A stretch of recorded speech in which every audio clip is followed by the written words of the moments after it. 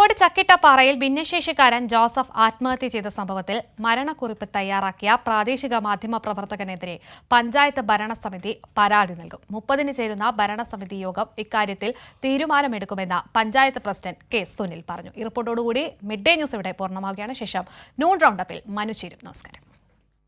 ചക്കിട്ടപ്പാറയിൽ ഭിന്നശേഷിക്കാരനായ Joseph ആത്മഹത്യ ചെയ്ത സംഭവത്തിൽ കത്തുമായി ബന്ധപ്പെട്ട വിവാദം ശക്തമാവുകയാണ്. കത്ത് ജോസഫ് എഴുതിയതല്ല എന്ന ആരോപണം നിലനിൽക്കെയാണ് കത്തിന്റെ ആധികാരികത അന്വേഷിക്കാൻ പഞ്ചായത്ത് തീരുമാനം എടുക്കുന്നത്. കത്ത് എഴുതിയതായി ആരോപണം നേരിടുന്ന പ്രാദേശിക മാധ്യമപ്രവർത്തകരെതിരെ പരാതി നൽകാനാണ് പഞ്ചായത്ത് ഭരണസമിതിയുടെ തീരുമാനം. ആത്മഹത്യ പ്രേരണ കുറ്റത്തിന് പരാതി നൽകുമെന്നും പഞ്ചായത്ത് പ്രസിഡന്റ് കെ സുനിൽ പറഞ്ഞു. ഹാൻഡ് റൈറ്റിംഗ് പരിശോധിക്കണം, ആരാ എഴുതിയെന്ന്. ഇയാളുടെ പരാതി ഞാൻ ആത്മഹത്യ എന്ന് പറഞ്ഞ് എഴുതുന്നത് അയാളാണല്ലോ എഴുതേണ്ടത്, അദ്ദേഹത്തിന് എഴുതാൻ പറ്റില്ലല്ലോ. അപ്പോൾ ഇതാരാണ് എഴുതിയത്? ആരാണ് ഇയാൾക്ക് ഈ ആത്മഹത്യ ചെയ്യണമെന്ന് പ്രേരിപ്പിച്ചത്? ആത്മഹത്യയാണല്ലോ ഒരു സമരമാർഗമായിട്ട് കാണുന്നത്. അതിനെ സംബന്ധിച്ചൊരു പരാതിയുണ്ട്. നവംബർ 9-നാണ് ജോസഫ് പരാതി പഞ്ചായത്തിൽ നൽകിയത്. പിറ്റേ ദിവസം തന്നെ ഒരു മാധ്യമത്തിൽ അത് വാർത്തയായി വന്നിരുന്നു.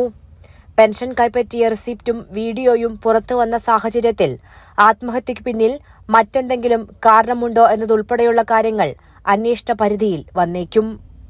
കൈരളി ന്യൂസ്, കോഴിക്കോട്.